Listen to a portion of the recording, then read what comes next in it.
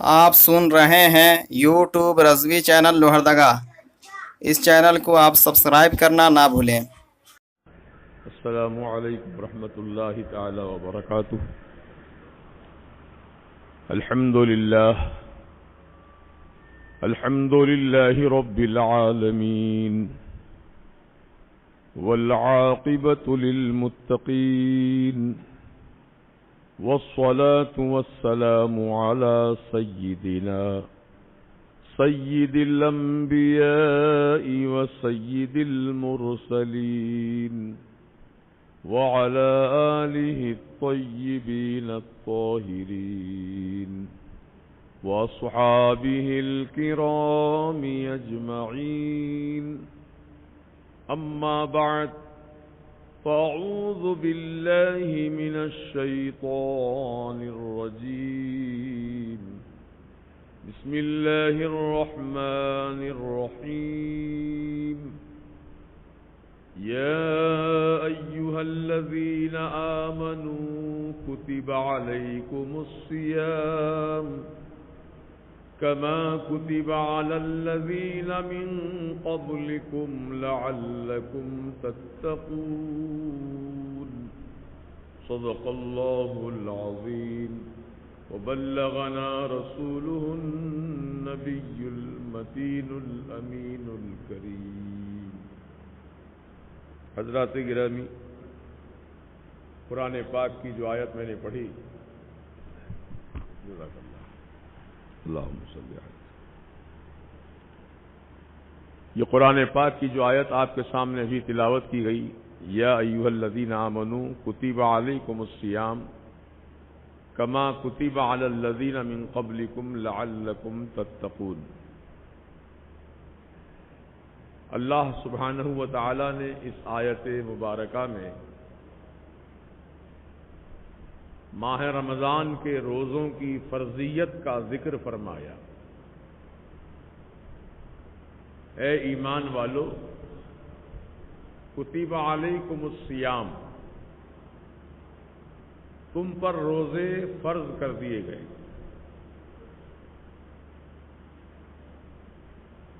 کما کتب علی الذین من قبلکم، جیسا کہ تم سے اگلوں پر بھی روزے فرض کیے گئے تھے، تم پر بھی کیے گئے ہیں۔ اب روزہ کی وجہ کیا ہے، روزہ کیوں رکھیں؟ اللہ تعالی نے اپنے کلام حکیم میں اس طرح ذکر فرمایا،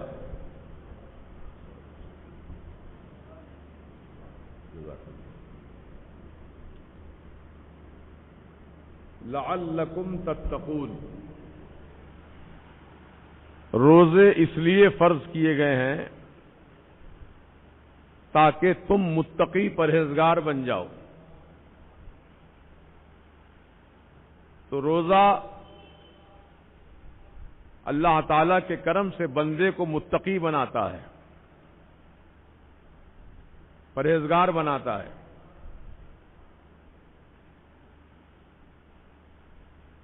تو انشاءاللہ اس تعلق سے میں عرض کروں گا کیسے متقی بنتا ہے آدمی، رمضان کا روزہ کس طرح متقی بناتا ہے ہمیں، یہ بات ابھی میں عرض کروں گا۔ اس سے پہلے فرضیت ماہ سیام یعنی سن 2 ہجری میں جب سرکار مدینہ علیہ السلام مکہ شریف سے ہجرت فرما کر مدینہ شریف تشریف لائے، دوسرا سال تھا، سن 2 ہجری میں روزے فرض کیے گئے، اس سے پہلے اس کا حکم نہیں آیا تھا۔ تو قرآن پاک جو اللہ تعالیٰ نے اپنے حبیب پر نازل فرمایا، وہ ایک دم سے نہیں، موسیٰ علیہ السلام کو اللہ تعالیٰ نے توریت جو کتاب ہے اس کی ساری تختیاں ایک دم عطا کی تھیں، اور وہ لکھا ہوا تھا۔ جو توریت کتاب ہے وہ لکھی ہوئی تھی، تختیاں تھیں اس کی بڑی بڑی، وہ تختیاں اللہ تعالیٰ نے کوہ طور پر بلا کر موسیٰ علیہ السلام کو عطا فرمایا. لیکن قرآن کریم تقریباً 23 سال کی مدت میں، یعنی 20 پر 3 سال قریب اتنی طویل مدت میں قرآن کے 30 پارے اللہ تعالیٰ نے اپنے حبیب پر نازل کیے. ایک دم سے نہیں دیا قرآن، جس چیز کی ضرورت تھی وہ حکم نازل فرمایا. تو 23 سال میں مکمل قرآن نازل ہوا. اور دوسری بات یہ ہے کہ قرآن کو اللہ تعالیٰ نے لکھ کر کے نہیں دیا. جبریل امین آتے تھے اور قرآن کی آیت پڑھ کر سناتے تھے. پڑھا ہوا، قرآن کے معنی ہی پڑھے ہوئے کے ہیں. جو چیز پڑھی جاتی ہے اس کو قرآن کہا جاتا ہے. سبحان اللہ. تو اللہ تعالیٰ نے قرآن جو ہے جبریل کے ذریعے سے عطا کیا اور جبریل علیہ السلام آ کر پڑھ کر سناتے تھے. حضور پاک علیہ السلام اس قرآن کو پڑھتے تھے، پھر صحابہ سے لکھواتے تھے. اسی وقت کاتبان وحی تھے 6 صحابہ یا 7. ان کی ذمہ داری تھی جب بھی آیت نازل ہوتی تھی تو سرکار پڑھ کر سناتے تھے اور صحابہ اس کو لکھتے تھے. یہ ان کی ڈیوٹی تھی. ان کو کاتبان وحی کہتے ہیں، جس میں سیدنا امیر معاویہ بھی شامل ہے. آج لوگ گالی بک رہے ہیں ان کو، عاقبت خراب کر رہے ہیں اپنی. صحابی ہیں صحابی، ہر صحابی ہمارے لیے قابل احترام. اہل بیت کے بارے میں کیا پوچھنا ہے، وہ تو ہمارے سر کا تاج ہیں. اہل بیت کی عظمت تو مسلم ہے. وہ جو مسلمان اہل سنت و جماعت سے تعلق رکھتا ہے وہ اللہ کو بھی مانتا ہے، اللہ کی عظمت کو بھی مانتا ہے، اللہ کے نبی کو بھی مانتا ہے، نبی کی عظمت کو بھی مانتا ہے، اللہ کے رسول کے آل پاک کو بھی مانتا ہے، ان کی عظمت کو بھی مانتا ہے، اور صحابہ کرام کو بھی مانتا ہے، ان کی عظمت کو بھی مانتا ہے، اولیاء کرام کو مانتا ہے، ان کی بھی عظمت کو مانتا ہے. یہ اہل سنت و جماعت کا سرہ امتیاز ہے. ہم ایک کو گھٹاتے ایک کو بڑھاتے نہیں ہیں، ہم سب کو مانتے ہیں. یہ ہمارا عقیدہ ہے. اللہ بھی ہمارے لیے قابل عظمت، اللہ کے نبی بھی عظمت والے، میرے آقا کے اہل بیت کرام بھی عظمت والے، تمام خلفاء راشدین بھی عظمت والے، تمام اہل بیت کرام بھی عظمت والے، صحابہ بھی عظمت والے. سب کی عظمتیں ہم تسلیم کرتے ہیں. غوث اعظم کو بھی ہم اعظم کہتے ہیں، عظمت والا مانتے ہیں. خواجہ غریب نواز کو بھی عظمت والا مانتے ہیں. یہی تو ہے سنیوں کی ماشاءاللہ خصوصیت. رافضی سیدنا مولا علی کو تو مانتے ہیں لیکن تینوں خلفاء راشدین کو نہیں مانتے. یہاں ہم چاروں خلفاء کو ماننے والے. رافضی میں سنی میں یہی تو فرق ہے. ہم 4 کے ماننے والے ہیں، اس لیے حکم ہے روٹی کھاؤ، روٹی دسترخوان پر تو روٹی کے 4 ٹکڑے کرو. 4 ٹکڑے 4 خلفاء کے نام پر. ہم ان کے نام کا ٹکڑا کھاتے ہیں. الحمدللہ ہم کو سنی ہے. اور دونوں ہاتھ سے روٹی پکڑنا چاہیے.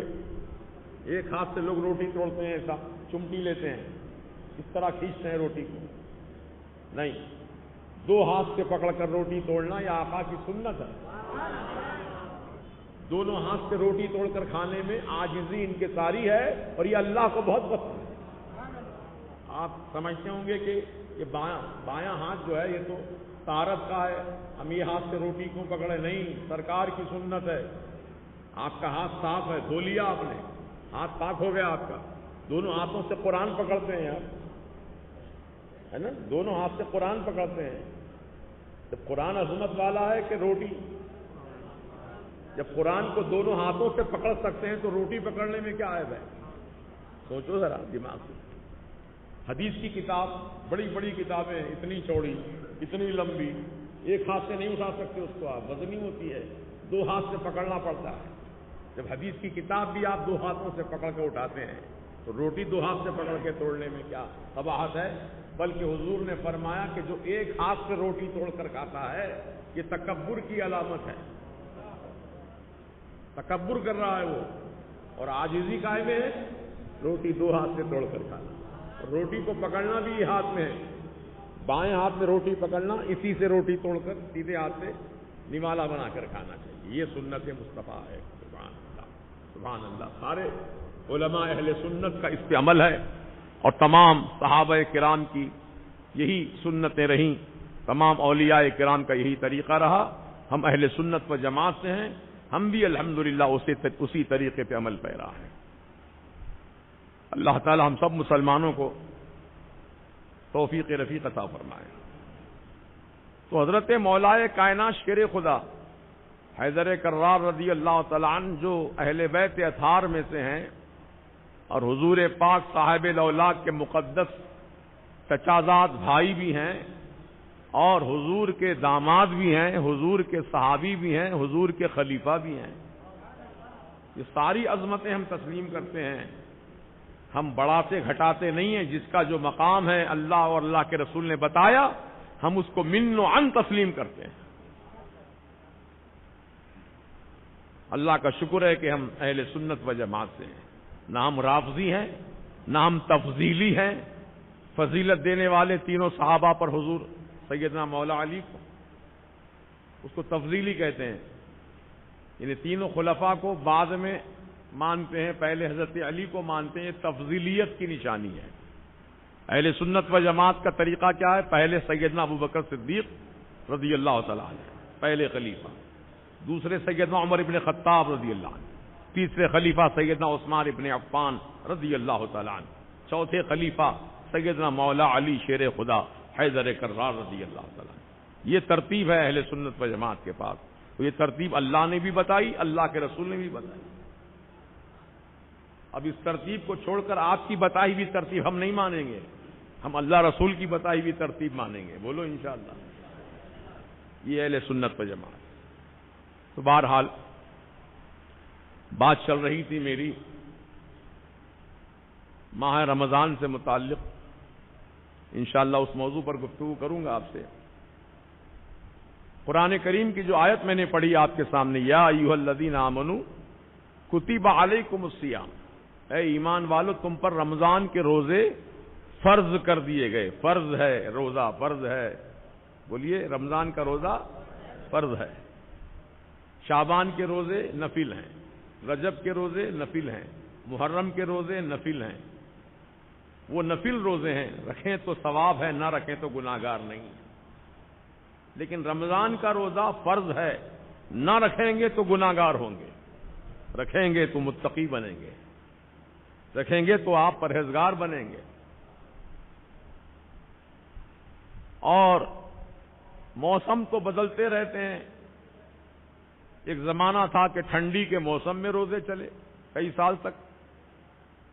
چند سالوں پہلے ٹھنڈے کے موسم میں روزے آتے، سردیوں میں پتہ ہی نہیں چلتا تھا روزہ ہے کہ نہیں ہے، کیونکہ دن چھوٹا ہوتا تھا اس میں اور بھوک کا بھی احساس نہیں ہوتا. سردی میں آدمی ایک مرتبہ پیٹ بھر کے کھا لے تو شام تک بے فکری، نہ پیاس لگے پانی کی، نہ کھانے کی حاجت محسوس ہو.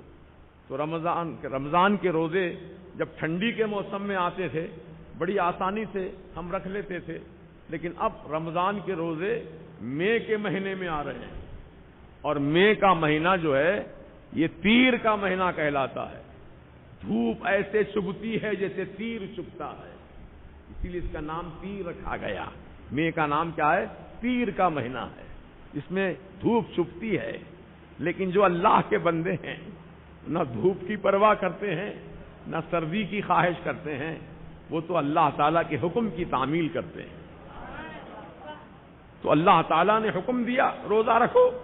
اب چاہے گرمی کا موسم ہو چاہے سردی کا موسم ہو، روزہ رکھنا ہم تمام بندوں کی ذمہ داری ہے. اللہ کے سیدنا مولا علی شیر خدا رضی اللہ عنہ فرماتے ہیں مجھے 3 چیزیں بہت پسند ہیں. کون سی چیزیں؟ فرماتے ہیں مولا علی کہ مجھے رمضان کے روزے بڑے پسند ہیں. وہ بھی کون سے مہینے میں؟ گرمی کے موسم میں. گرمی کے روزے پسند ہیں. جاڑوں کی طہارت پسند ہے. جاڑے کے موسم میں، سردی میں طہارت بہت جلدی جلدی انسان کو ہوتی ہے، تقاضا ہوتا ہے. تو آپ فرماتے ہیں جاڑوں کی طہارت اور گرمی کے روزے مجھے بڑے پسند ہیں. تکلیف اٹھانا پسند ہے مجھے. ضرب السیف اور جہاد کے میدان میں تلوار چلانا مجھے بڑا پسند ہے. سمجھ گئے آپ؟ تو مولا علی کی 3 چیزیں پسند. گرمی کے روزے، تو ہم بھی مولا علی کے چاہنے والے گرمی کے روزے پسند کریں. یہ ہاتھ لگا کے واویلا نہ کریں کہ ارے گرمی کے موسم میں رمضان کا مہینہ آیا، اب روزے کیسے رکھیں، گرمی برداشت کیسے کریں. انشاءاللہ اللہ تعالیٰ طاقت آپ کو عطا فرما دے گا، آپ کو قوت عطا فرما دے گا روزہ رکھنے کی. رکھے تو دیکھیے انشاءاللہ دیکھتے دیکھتے دن گزر جائے گا. اس طرح رمضان کا مہینہ بھی مکمل ہو جائے گا انشاءاللہ. 30 دن رکھنا ہے روزے یا 29 دن، چاند پر منحصر ہے. چاند دیکھ کے روزہ رکھو، چاند دیکھ کر عید مناؤ، یہ حضور کا حکم ہے. لہذا ہم آپ اہل سنت و جماعت سے متعلق ہیں. ہماری آپ کی سب کی ذمہ داری ہے کہ چاند کو بھی تلاش کریں. کب دیکھیں گے چاند؟ آج 27 تاریخ ہے، کل کو 28 ہے، پرسوں کو 29 ہے، اتوار کے دن. تو اتوار کے دن مغرب کی نماز ادا کر کے چاند تلاش کریں آسمان پر، مغرب کی جانب. اسی طرف آسمان پہ نظر دوڑائیں، کیونکہ سب کی نظر ایک جیسی نہیں ہوتی ہے. کسی کی نظر بہت تیز ہوتی ہے، باریک سے باریک چیز کو بھی دیکھ لیتا ہے. کسی کی نظر اتنی تیز نہیں ہوتی ہے. تو بہرحال سب مسلمان تلاش کریں رمضان کے چاند کو. اگر نظر آ جائے تو پھر انشاءاللہ روزہ رکھنے کی تیاری کرنا ہے. نماز تراویح بھی اسی رات سے شروع کرنا ہے اور دن کو روزہ رکھنا ہے. بڑی کیفیت ہوتی ہے رمضان میں. قسم خدا کی، جب روزہ رکھتے آپ افطار کا انتظام کرتے ہیں، شام کے وقت سحری کا انتظام کرتے ہیں، رات میں افطار کا انتظام کرتے ہیں، اس وقت جو مسرتیں آپ کو حاصل ہوتی ہیں، اللہ اکبر. یہ خریدتے ہیں، وہ خریدتے ہیں، اور کوئی پابندی نہیں ہے. میرے آقا نے فرمایا کہ آپ افطار میں، سحری میں اگر زیادہ کھا لیں تو اس کا حساب اللہ نہیں لے گا. زیادہ کیوں کھایا، زیادہ کیوں خریدا، نہیں پوچھیں گا اللہ تعالیٰ. رمضان میں چھوٹ ہے. سبحان اللہ، سبحان اللہ. تو رمضان کے مبارک مہینے میں آپ عصر کی نماز پڑھ کے افطار کا اہتمام کرتے ہیں، کھجور خرید رہے ہیں، میوہ خرید رہے ہیں، یہ خرید رہے ہیں. تو اللہ کے نبی علیہ السلام نے فرمایا للصائم فرحتان، روزے دار کو 2 خوشیاں ہیں. 2 خوشی حاصل ہوتی روزے دار کو. کب کب؟ فرحت عند الافطار، ایک تو افطار کے وقت یہ خوشی حاصل ہوتی ہے. اب روزہ کھولنے کا وقت آ گیا، اب میں یہ کھاؤں گا، یہ کھاؤں گا، یہ کھاؤں گا. بندے کو خوشی ہوتی ہے اس وقت. یہ سرکار کا فرمان ہے. فرحت عند الافطار، ایک خوشی روزہ کھولتے وقت حاصل ہوتی ہے. اور دوسری خوشی کب؟ فرحت عند لقاء الرحمن، دوسری خوشی اس وقت حاصل ہوگی جبکہ رحمان سے ملاقات ہوگی. اللہ اللہ، اللہ تعالیٰ سے ملاقات ہوگی حشر کے میدان میں. روزے دار بندوں کی تو اللہ کا دیدار دیکھ کر اتنے خوش ہوں گے بندے، بار بار دیکھنا چاہیں گے. اللہ تعالیٰ اتنا حسین و جمیل ہے، اتنا خوبصورت ہے کہ اس کی ہم مثال بیان نہیں کر سکتے ہیں. ہمارے آقا بھی خوبصورت ہیں. ہم مثال دیتے ہیں کہ چاند کی طرح میرے آقا کا چہرہ چمکتا تھا، سورج کی کرنوں کی طرح چمکتا تھا. حضور کی تو مثال دی جا سکتی ہے، لیکن اللہ تعالیٰ کی مثال کچھ نہیں ہے. اللہ ہے وہ، اللہ نے اپنی مثال قرآن میں بھی بیان فرمائی ہے، اللہ کے وہ بے مثال ہے، خود بیان کیا ہے، مثل نوری، اس کی مثال ایسے ہے جیسے چراغ روشن ہے، روشن چراغ کی مثال اللہ نے خود دی ہے قرآن میں، لیکن پھر بھی ہم یہ کہتے ہیں اللہ تعالیٰ بے مثال ہے۔ بولیے اللہ تعالیٰ بے مثال ہے، تو اللہ تعالیٰ کی کوئی مثال کیا دی جا سکتی ہے؟ اللہ ایسا ہے ویسا ہے نہیں، اللہ نور ہے اور اتنا حسین و جمیل ہے کہ خود حدیث قدسی میں اللہ تعالیٰ نے فرمایا اللہ جمیل و یحب الجمال، اللہ تعالیٰ جمیل خوبصورت ہے اور خوبصورتی کو پسند فرماتا ہے۔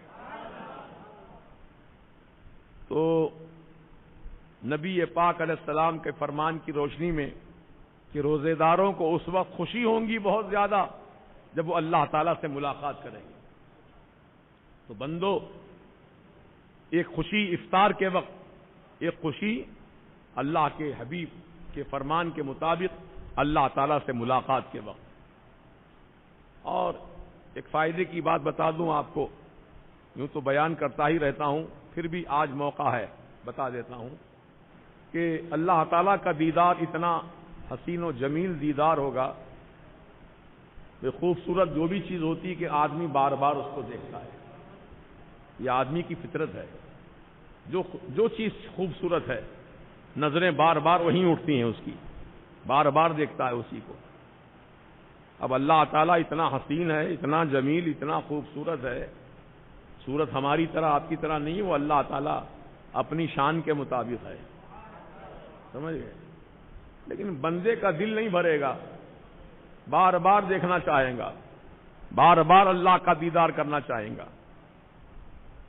تو جنتی جب جنت میں چلے جائیں گے نا، دوزخی دوزخ میں پہنچ جائیں گے، جنتی جنت میں پہنچ جائیں گے، تو ہر جمعہ کو، آج کا دن، ہر جمعہ کو اللہ تعالی جنتیوں کو اپنا دیدار دکھائے گا۔ بس ہفتے میں ایک دن جنتی انتظار کریں گے جمعہ کا، پھر کب جمعہ آتا، کب دیدار الہی ہوگا۔ فرشتوں سے اللہ تعالیٰ فرماتا ہے میرے فرشتوں، میرے جنتی بندوں سے پوچھو اور کیا چاہیے، انہیں کیا تمنا ہے ان کی بیان کریں۔ تو فرشتے پوچھتے ہیں جنتیوں بتاؤ تمہاری کیا خواہش ہے، تم کیا چاہتے ہو اور کیا چاہیے تم کو۔ تو جنت میں تو ہر چیز موجود ہے، ہماری ہر خواہش کی تکمیل جنت میں ہے، جو ہم چاہیں گے موجود ہو جائے گا فوراً۔ آپ چاہیں گے کہ مجھے بہترین قسم کے پھل چاہیے، آپ دل میں سوچیں گے پھل کا تشت، اعلیٰ درجے کے جنتی پھل، نہ دنیا کے پھل میں اتنی خوشبو ہوگی نہ لذت ہوگی جو جنت کے درختوں کے پھل میں ہے۔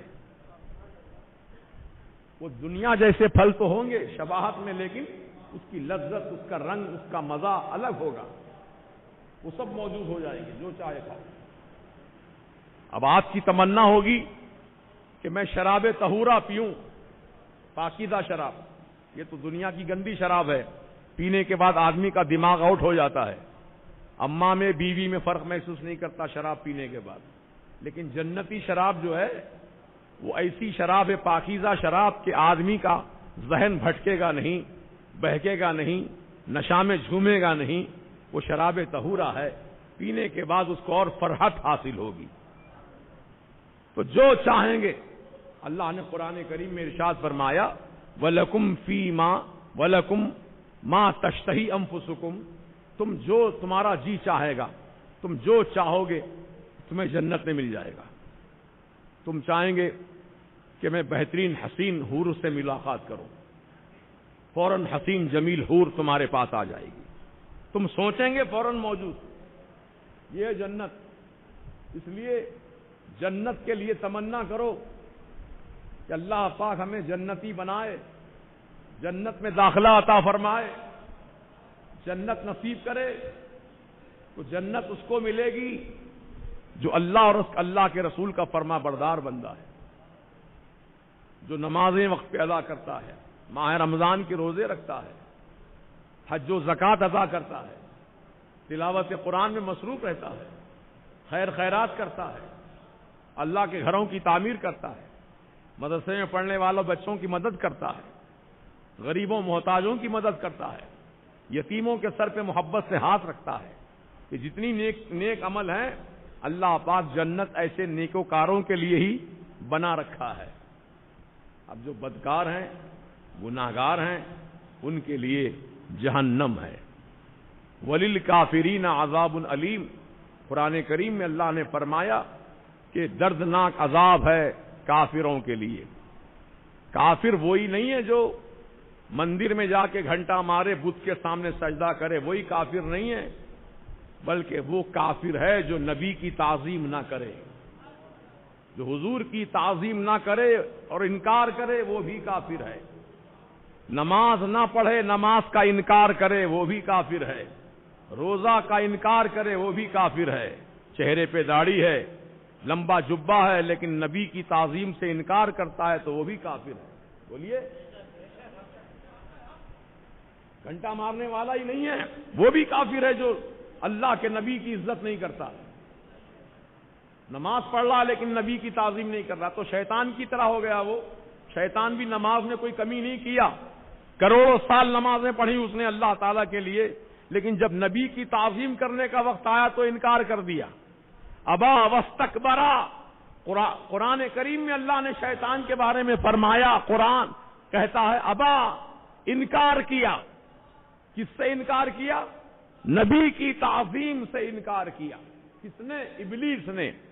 ابا واستکبرا، اور تکبر کیا کہ میں آدم سے اچھا ہوں، میں کیوں جھکوں آدم کے سامنے. یہ تکبر اس کے اندر آ گیا. پھر اللہ نے فرمایا وَكَانَ مِنَ الْكَافِرِينَ، وہ کافروں میں سے ہو گیا. جب تک نبی کی تعظیم سے انکار نہیں کیا تھا مسلمان تھا. کون؟ ابلیس. نہ صرف مسلمان بلکہ جنت میں تھا، فرشتوں کا استاد تھا، فرشتے اس کو جھولا جھلاتے تھے جنت میں، اتنی تعظیم تھی اس کی. لیکن جب نبی کی تعظیم سے انکار کیا تو رب تعالیٰ نے فرمایا فَخْرُجْ مِنْهَا فَإِنَّكَ رَجِيمٌ، نکل جا میری جنت سے، تو مردود ہو گیا، تو کافروں میں سے ہو گیا، نکل مردود یہاں سے. دیکھ لیا آپ نے، نماز میں کمی نہیں کی اس نے، سجدوں میں کمی نہیں کی. آج بھی نماز پڑھنے تیار ہے شیطان. اگر تیار نہیں ہے تو کس کام کے لیے؟ نبی کی تعظیم کے لیے تیار نہیں. تو اب جو لوگ آج کے دور میں گزشتہ چند سالوں سے یہ ترتیب پہ عمل کر رہے ہیں، نماز سے انکار نہیں ہے، نماز پہ نماز، نماز پہ نماز، بڑی فکر رہتی ہے نماز کی. گھڑی دیکھتے رہتے ہیں، اب ظہر کا ٹائم ہو گیا، اب عصر کا ٹائم ہو گیا، مغرب کا ٹائم ہو گیا. بڑی فکر رکھتی ہیں. اچھی بات ہے، نماز ادا کرے، لیکن نماز تو پڑھ رہے ہیں، نماز ادا کر رہے ہیں، 5 وقتہ کی نماز پڑھ رہے ہیں، تراویح پڑھ رہے ہیں، رات میں تہجد کی نماز بھی پڑھ رہے ہیں، لیکن جب ان سے کہا جاتا کھڑے ہو جاؤ نبی کے سلام کے لیے تو مردود انکار کرتا ہے کہ میں سلام نہیں پڑھوں گا. یہی ہے شیطانی فطرت. بولو، یہی شیطان کا عمل رہا نا. وہاں جھکنے کے لیے کہا گیا تھا، یہاں کھڑے ہونے کے لیے کہا جا رہا ہے. تو شیطان نے جھکنے سے انکار کیا، یہ نبی کے سلام سے انکار کیا کھڑے ہو کر، اس لیے وہ بھی کافر ہو گیا. یہ بھی نبی کی تعظیم سے انکار کر کے کافر ہو گیا. گزشتہ جمعہ میں ایک نوجوان، میں تو دیکھا نہیں، بعد میں پتا چلا مجھے، ادھر سلام ہو رہا ہے، ہمارے حافظ اکرم صاحب سلام پڑھ رہے ہیں بڑے اچھے انداز میں، اور وہ قرآن شریف پڑھتے بیٹھا ہے. تو کچھ نوجوان بچے نے اس سے کہا کہ بھائی سلام ہو رہا ہے، کھڑے ہو جائیے، بعد میں پڑھ لیجئے قرآن شریف. تو کہا نہیں، میں پہلے قرآن پڑھوں گا. کہا یہ مسجد اہل سنت و جماعت کی ہے، وہ باہر بورڈ لگا ہوا ہے، یہاں غیر سنی کو آنا منع ہے. یعنی وہابی، دیوبندی، تبلیغی، مودودی، اہل حدیث، قادیانی، رافضی، ان کو آنا مسجد میں منع ہے، بورڈ لگا ہوا ہے. تو بولے میں ہاں پڑھ لوں گا بعد میں. وہ اٹھا نہیں مگر انکار کیا، سلام سے انکار کیا. یہ ہے طریقہ ان کا. اب بتانے کو کیا بتا رہا ہے وہ، میں قرآن پڑھ رہا ہوں. اب لوگوں سے پوچھیں گا، اگر بحث کریں گے تو لوگ پوچھیں گے کہ بھائی قرآن پڑھنا افضل ہے کہ سلام پڑھنا افضل ہے؟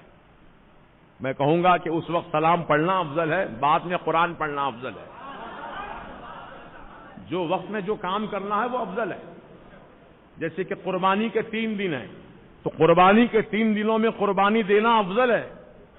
اب آج آپ قربانی دینا چاہیں گے، بقرعید کی قربانی آج کے دن دینا چاہیں گے تو افضل نہیں ہے، فضیلت وہ 3 دنوں میں حاصل ہے۔ تو جس وقت میں جو کام کرنا افضل ہے وہ کام اسی وقت میں کرنا چاہیے۔ سلام پڑھنے کا وقت ہے تو سلام ہی پڑھو، قرآن پڑھنے کا وقت ہے تو قرآن پڑھو۔ اب منع نہیں کرتے قرآن پڑھنے سے، لیکن دلوں کا شور ظاہر ہوتا ہے، کہتے ہیں کہ ہم قرآن پڑھیں گے سلام نہیں پڑھیں گے۔ ارے اسی قرآن میں لکھا ہوا ہے بندے، تو جو قرآن پڑھ رہا ہے نا اسی قرآن میں سلام پڑھنے کا بھی حکم لکھا ہوا ہے۔ اللہ تعالیٰ فرماتا ان اللہ وملائکتہ یصلون علی النبی یا ایھا الذین آمنوا صلوا علیہ وسلموا تسلیما۔ کیا یہ 22ویں پارے کی آیت نہیں ہے؟ کیا تم انکار کرو گے اس آیت کا؟ اللہ تعالیٰ فرماتا ہے بے شک اللہ تعالیٰ اور اس کے فرشتے نبی پر درود بھیجتے ہیں اور بھیجتے رہیں گے، بھیج رہے ہیں اور بھیجتے رہیں گے۔ کب تک بھیجیں گے؟ کوئی لمٹ نہیں بتائی، ہمیشہ بھیجتے رہیں گے۔ اللہ ہمیشہ باقی ہے، درود بھی ہمیشہ باقی ہے۔ ایک وقت ایسا آئے گا اللہ تعالیٰ کا ذکر موقوف ہو جائے گا لیکن نبی کا ذکر موقوف نہیں ہوگا۔ کیوں؟ اس لیے کہ نبی کا ذکر کرنے والا خود اللہ تعالیٰ ہے۔ جب اللہ ہمیشہ باقی رہنے والا تو نبی کا ذکر بھی ہمیشہ ہونے والا ہے۔ تو بہرحال نبی کی شان میں، نبی کی عزت میں ہم کھڑے ہو کر یا نبی سلام علیکہ، یا شفیع الورا سلام علیک، یا مصطفیٰ جان رحمت پہ لاکھوں سلام، جو بھی سلام کا طریقہ ہے ہم اسی طریقے کے مطابق سلام پیش کرتے ہیں۔ اور انشاءاللہ جو دنیا میں نبی کو سلام کرتے ہیں مرنے کے بعد قبر میں بھی ان کو نبی کو سلام کرنے کا موقع ملے گا، حشر کے میدان میں بھی سلام کرنے کا موقع ملے گا۔ اور جو دنیا میں نبی کو سلام کرنے سے انکار کرتے ہیں نہ قبر میں سلام کرنے کا موقع ملے گا نہ حشر کے میدان میں۔ ہاں قرآن اٹھائیے، 27واں پارہ سورہ واقعہ، اس کی آخری آیتوں میں اللہ تعالیٰ نے ارشاد فرمایا وَسَلَامٌ لَكَ مِنْ أَصْحَابِ الْيَمِينِ، سیدھے ہاتھ والوں کی طرف سے سلام ہو۔ یہ آیت ہے قرآن کی، سیدھے ہاتھ والے کیا مراد ہے؟ اس کی تفسیر میں لکھا ہے کہ حشر کے میدان میں 2 قسم کی صفیں ہوں گی، ایک سیدھے ہاتھ والوں کی، ایک بائیں ہاتھ والوں کی۔ سیدھے ہاتھ والے جو ہوں گے ان کے سیدھے ہاتھ میں نامہ اعمال دیا جائے گا، سمجھ رہے ہیں؟ اور بائیں ہاتھ والے ان کے بائیں ہاتھ میں نامہ اعمال دیا جائے گا، یہ لیفٹ ہینڈ میں۔ تو سیدھے ہاتھ والے جنتی لوگ ہوں گے اور بائیں ہاتھ والے جہنمی لوگ ہوں گے۔ یہ سب فیصلہ قرآن میں ہو چکا ہے۔ اصحاب شمال کہتے ہیں، ان کو اصحاب یمین کہتے ہیں۔ جب نبی پاک جب صفیں بن جائیں گی سیدھے ہاتھ والوں کی بائیں ہاتھ والوں کی تو حضور کی آمد ہوں گی، حشر کے میدان میں سرکار کی تشریف آوری ہوگی، تو سیدھے ہاتھ والے جتنے لوگ ہوں گے وہ نبی پاک کو محشر کے میدان میں آتا ہوا دیکھ کر کہیں گے فَسَلَامٌ لَكَ مِنْ أَصْحَابِ الْيَمِينِ، سیدھے ہاتھ والوں کی طرف سے اے پیارے مصطفیٰ آپ کو سلام ہو۔ بائیں ہاتھ والے نبی کو آتا ہوا دیکھیں گے لیکن سلام نہیں کر سکیں گے، سلام نہیں کریں گے بائیں ہاتھ والے۔ یہ وہی لوگ ہیں جو دنیا میں نبی کو سلام نہیں کیا کرتے تھے، حشر کے میدان میں بھی ان کے منہ پر تالا لگ جائے گا، وہ سلام نہیں کر سکیں گے حضور کو دیکھنے کے باوجود بھی۔ ہاں، جو دنیا میں اپنے آقا کی بارگاہ میں سلام کا نذرانہ پیش کرتے رہے زندگی بھر، وہی لوگ اللہ تعالیٰ کے کرم سے حشر کے میدان میں بھی سیدھے ہاتھ والوں کی صف میں کھڑے کیے جائیں گے اور وہ نبی کو دیکھ کر سلام پیش کریں گے۔ یہ قرآن کا فیصلہ ہے، اللہ تعالیٰ کا فیصلہ ہے، لہذا آپ سوچ لو کہ سیدھے ہاتھ والوں میں شامل رہنا ہے یا بائیں ہاتھ والوں میں، ہے نا، اکڑ پھکڑ سب اکل جائے گی سب. اللہ تعالیٰ کا عذاب جب دیکھیں گے تو اکڑ پھکڑ سب نکل جائے گی. یہاں تن لو، یہاں اکڑ کر لو، یہاں غرور کی باتیں کر لو، لیکن وہاں نہیں چلے گی. وہاں تو سب جھک جائیں گے، موم کی طرح نرم ہو جائیں گے، پگھل جائیں گے، ہے نا، عذاب جہنم دیکھ کر. ہاں یہاں تو سینہ چوڑا کر کے بولتا میں نہیں پڑھتا سلام، جاؤ کیا کر لیتے کر لو. اللہ تعالیٰ کرنے والا ہے. ہم تو حکم بتاتے ہیں، حکم سناتے ہیں، اب عمل کرنا نہ کرنا تمہاری ہماری ذمہ داری ہے.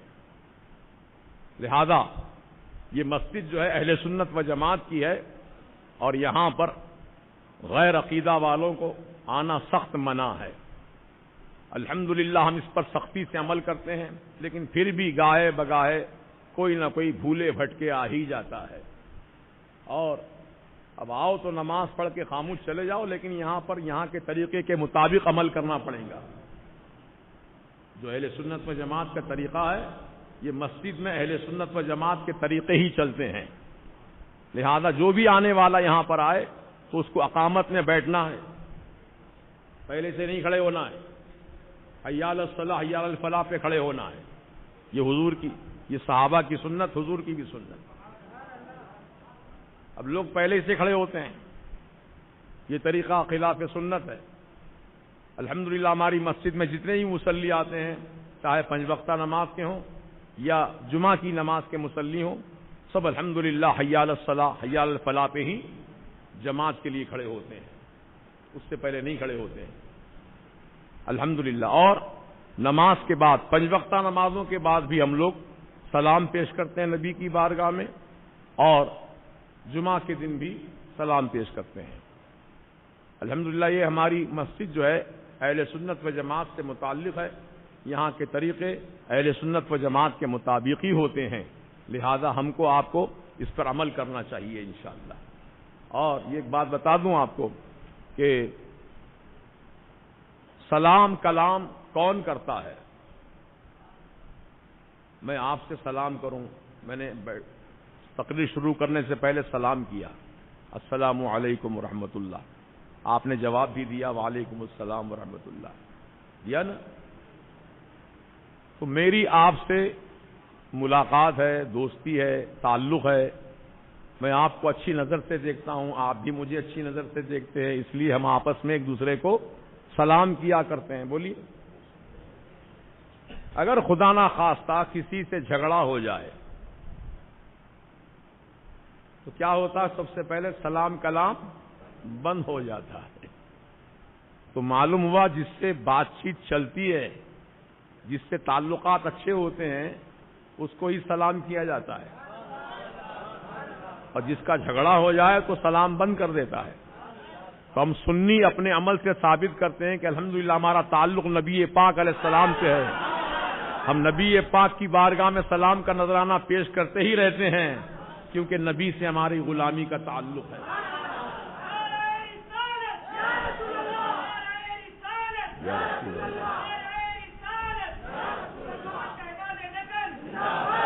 یہ تو محبت کی بات ہے. اب جن کے دلوں میں دشمنی ہے حضور کی، وہ کیوں سلام کریں گے؟ سلام تو وہ کرتا جس سے محبت ہو. یا محبت تو ان کے سینے خالی ہیں، اس لیے سلام بھی نہیں کرتے. الحمدللہ ہم سنیوں کے سینے محبت رسول سے آباد ہیں. اللہ سے دعا ہے کہ ہمارے سینے محبت رسول میں اور مزید اضافہ ہو جائے، اور ہر پل ترقی ہو، ہر لمحہ ترقی ہو، اور اپنے آقا و مولا کی بارگاہ میں سلام پیش کریں. دیکھو قرآن 23واں پارہ ہے، سورہ صافات، اس کی آخری آیتیں پڑھیے. سبحانہ ذی العزتی ربک سبحانہ ربک، پوری آیت پڑھو. ہاں، سبحان ربک رب العزت عما یصفون وسلام علی المرسلین والحمد للہ رب العالمین.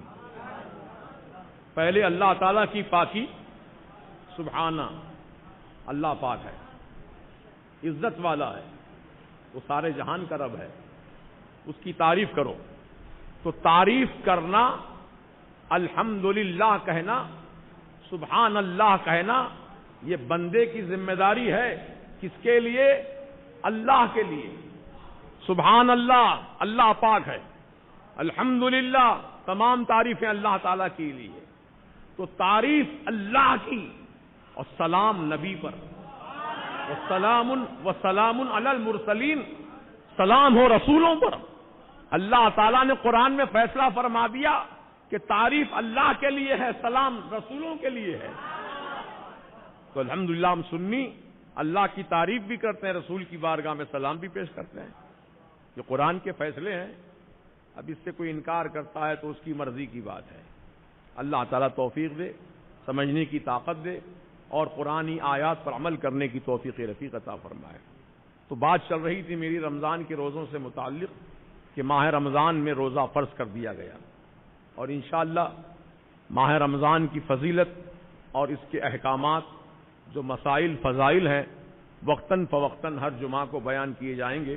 تو آج کا جو مسئلہ ہے وہ ہے رؤیت ہلال کا، چاند دیکھنا رمضان کا۔ یہ ہم پر لازم ہے، تلاش کریں آسمان پر، کب شام کے وقت میں، یعنی مغرب سے پہلے یا مغرب کے فوراً بعد رمضان کا چاند تلاش کریں۔ تو چاند اگر نظر آ جائے تو اللہ کی بارگاہ میں دعا کر لیں کہ مالک یہ چاند جو رمضان کا نظر آیا ہے، اس ماہ رمضان کے چاند کے چمکنے کی خوشی میں مولا ہم پر رحمتیں برکتیں نازل فرما، ہم کو روزہ رکھنے کی طاقت و صلاحیت عطا فرما۔ یہ اس طرح دعا کر لیں انشاءاللہ۔ اور بھی مسنون دعائیں ہیں چاند دیکھ کر کرنے کی، جو دعائیں یاد ہیں وہ دعائیں کر لے سکتے ہیں آپ۔ اللہ تعالیٰ اس وقت اپنی بندوں کی دعا قبول فرماتا ہے۔ اور رمضان کی مبارکباد دیجیے، کیونکہ وہ بھی ایک طریقہ ہے کہ جو ایک مسلمان بھائی کو رمضان کے آنے کی خوشی میں مبارکباد پیش کرے، اللہ تعالیٰ اس کو جہنم کی آگ سے آزادی عطا فرماتا ہے۔ سمجھ رہے؟ دیکھیے آپ، رمضان کا چاند دیکھتے ہی سلسلہ شروع ہو گیا رحمتوں کا، مغفرتوں کا۔ اللہ اللہ، تو مبارکباد دیجیے۔ جیسے کوئی کامیاب ہو جاتا ہے کسی مقصد میں تو مبارک پیش کرتے ہیں، کسی کے گھر بچہ پیدا ہوتا ہے تو مبارکباد دیتے ہیں، شادی ہوتی ہے تو مبارکباد دیتے ہیں۔ کہ ان سب خوشیوں سے بڑھ کر خوشی ہے رمضان کا آنا۔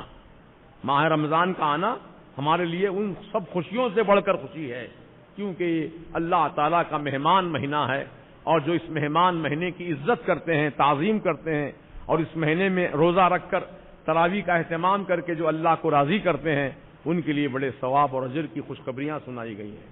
اللہ تعالیٰ توفیق دے۔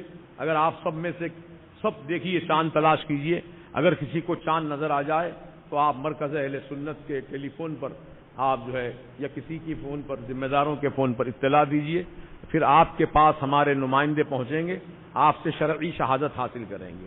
اگر آپ قریب رہتے ہیں تو آپ خود یہاں چلے آئیے، آپ گواہی دے دیجئے، آپ کی گواہی کی بنیاد پر انشاءاللہ چاند کا اعلان کیا جائے گا۔ کم از کم 2 مسلمان کا دیکھنا ضروری ہے نا؟ ایک مسلمان بھی اگر دیکھ لے، اس کی گواہی اگر متشرع ہے تو اس کی ایک گواہی بھی قبول کی جا سکتی ہے روزوں کے لیے، مگر عید کے لیے کم از کم 2 دیکھنا ضروری ہے، ذمہ داری کا مسئلہ ہے۔ لہذا آپ لوگوں سے میری گزارش ہے کہ ماہ رمضان میں آپ چاند اگر دیکھ لیں تو اس کی اطلاع یہاں دیجئے، اور آپ گواہی بھی دے سکتے ہیں تو گواہی بھی پیش کیجئے، انشاءاللہ پھر اعلان باضابطہ طور پہ کیا جائے گا۔ اور نماز تراویح انشاءاللہ مرکز اہل سنت میں روزانہ نماز عشاء کے بعد ادا کی جائے گی، اور نماز عشاء 9 بجے ہوگی انشاءاللہ، کیونکہ رمضان کا مہینہ ہے اور 7 بجے قریب قریب افطار ہو جاتا ہے، اور پھر نماز مغرب کی ادا کرتے کرتے، سنتیں پڑھتے پڑھتے 7:15 یا 7:30 ہو جاتے ہیں۔ اس لیے سارے پھر گھر جا کر کھانا تناول کرنا، پھر تھوڑا سا آرام کرنا، پھر تراویح کی تیاری کرنا ہے۔ اس لیے سب چیزوں کو پیش نظر رکھتے ہوئے 9 بجے نماز عشاء کا اہتمام کیا گیا ہے۔ آپ اطمینان سے 9 بجے حاضر آ سکتے ہیں، اور روزانہ انشاءاللہ نماز تراویح میں حافظ سید عامر علی وہ 3 پارے قرآن شریف کے سنائیں گے انشاءاللہ۔ 10 دن میں قرآن مکمل ہو جائے گا 3 پاروں کے حساب سے۔ اس کے بعد پھر انشاءاللہ 12:15 چلتا رہے گا آخر رمضان تک انشاءاللہ۔ آپ حضرات جو سہولت جن کو ہے آنے کی وہ نماز تراویح سنی امام کے پیچھے پڑھیے، کیونکہ وہابی بدعقیدہ امام کے پیچھے آپ تراویح بھی پڑھتے ہیں تو تراویح آپ کی نہیں ہوگی، کوئی نماز بھی نہیں ہوگی. اور چھوٹے بچے نابالغ بچوں کے پیچھے نماز نہیں ہوگی. بعض جگہوں پر چھوٹے بچوں کو امامت پہ کھڑا کر دیتے ہیں تراویح پڑھانے کے لیے، وہ بھی غلط ہے. اور عورتوں کی جماعت کے ساتھ نماز پڑھنا وہ بھی غلط ہے، بلکہ الگ الگ عورتیں اپنے اپنے گھر میں نماز تراویح ادا کریں. آج کل یہ مودودی جماعت والے جو ہے نا، یہ ذاکر نائک کے چیلے جتنے ہیں، یہ سب اسکولوں میں شادی خانوں میں عورتوں کو بلا بلا کر تراویح کا اہتمام کرتے ہیں. خبردار، آپ کی اپنے گھر کی بہو بیٹیوں کو، اپنی ماں بہنوں کو ہرگز مت بھیجائیے تراویح کے لیے ان کی شادی خانوں میں، ان کے اسکولوں میں، بلکہ ان سے، اپنی ماں بہنوں سے، گھر والوں سے کہیے کہ اپنے گھر میں آپ جو سورے آپ کو یاد ہیں 20 رکعت تراویح آپ پڑھ لیجیے. اللہ پاک آپ کے ثواب میں کوئی کمی نہیں فرمائے گا. یہ بلا وجہ کہ جب فرض نماز جماعت سے پڑھنے کا حکم نہیں ہے عورت کو، غور کیجیے. اب جمعہ کی نماز میں کیا عورتیں سب آ گئی مسجد میں نماز پڑھنے نہیں آئی؟ گھروں میں پڑھ لیتی ظہر، ان پہ تو جمعہ فرض بھی نہیں ہے. جمعہ کی نماز، عیدین کی نماز ان کے لیے ضروری نہیں ہے، وہ نوافل پڑھ لیں، یا جمعے کی نماز کے بدلے وہ ظہر ہی پڑھیں. یہ عورتوں کے لیے حکم ہے، جمعہ فرض نہیں ہے عورتوں پر، ظہر کی نماز ہی پڑھیں روزانہ کی طرح.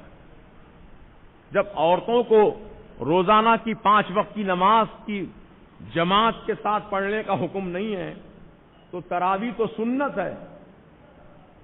جب فرض نماز کے لیے آپ کی پابندی نہیں ہے تو سنت کے لیے اتنا اہتمام کرنے کی کیا ضرورت ہے؟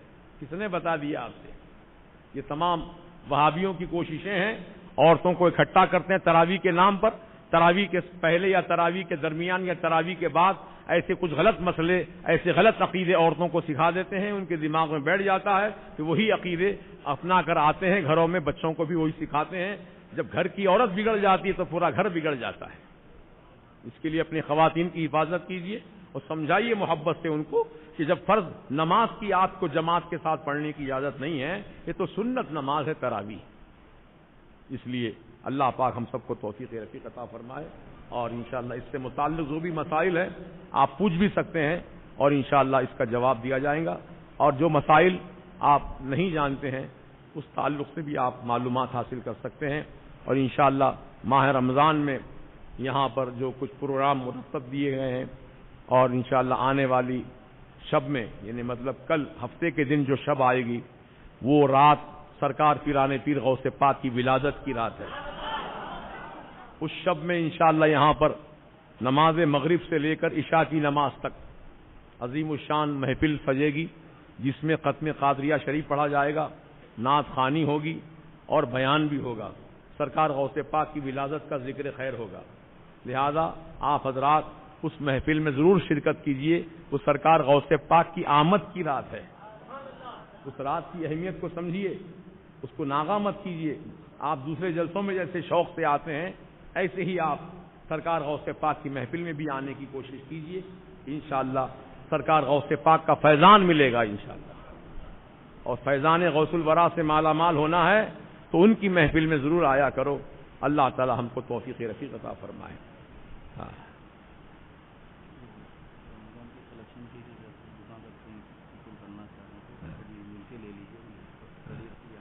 ماہ رمضان میں اکثر لوگ خیر خیرات کرتے ہیں، صدقات دیتے ہیں، زکوٰۃ دیتے ہیں. تو جو میرے بھائی دارالعلوم فیض رضا کے لیے اور مرکز کے مدرسے کے لیے بچیوں کی تعلیم بھی فری ہے، بچوں کی تعلیم بھی یہاں فری ہے، اور رہنا سہنا بچوں کے لیے کھانے کا انتظام سب فری ہے، کوئی پیسے ان سے فیس نہیں لی جاتی ہے. الحمدللہ ان کو رات دن یہاں رکھ کر نگرانی بھی کی جاتی ہے. یہ بیمار پڑ جاتے ہیں تو ان کی دوا دارو کا بھی انتظام کیا جاتا ہے، ان کی کتابیں بھی ان کو دی جاتی ہیں. لہذا سارے اخراجات جو ہے وہ زکوٰۃ، صدقات، عطیات کی سے ان کی تمام چیزیں مکمل ہوتی ہیں، اور اس کا ثواب قیامت تک اللہ پاک آپ کو عطا فرمائے گا. تو جو میرے بھائی رسید بک لے کر کے خود بھی چندہ جمع کریں اور اپنے دوست احباب خاندان میں بھی آپ ان کو معلومات کرا کے ان سے چندہ حاصل کر کے جمع کر سکتے ہیں. کیونکہ حضور پاک کا فرمان ہے الدال علی خیری کفاعلہ، نیکی کا راستہ بتانے والا بھی نیکی کرنے والے ہی کی طرح ہوتا ہے. یعنی جتنا نیکی کرنے والے کو ثواب ہے نیکی کا راستہ بتانے والے کو بھی اللہ پاک اتنا ہی ثواب دے گا. آپ کے ذریعے سے اگر کوئی میرا بھائی چندہ دیا اور مدرسے کا تعاون کیا، زکوٰۃ کی رقم دیا یا صدقہ دیا، عطیہ دیا، تو جو بھی آپ دیں گے انشاءاللہ آپ کو بھی ثواب ہے، وہ دینے والے کو بھی ثواب ہے. کریں گے انشاءاللہ. تو جو میرے بھائی اس کام میں دلچسپی رکھتے ہیں ان سے میری ادباً گزارش ہے کہ وہ رسید بک نماز کے بعد یہاں سے حاصل کر سکتے ہیں. رسید بک لے جائیے، جو بھی چندہ دیتے ہیں باضابطہ رسید بنا کر ان کو دیجیے، اور آپ وصول جو ہو جائے تو پھر یہاں مرکز میں لا کر جمع کر دیجیے انشاءاللہ.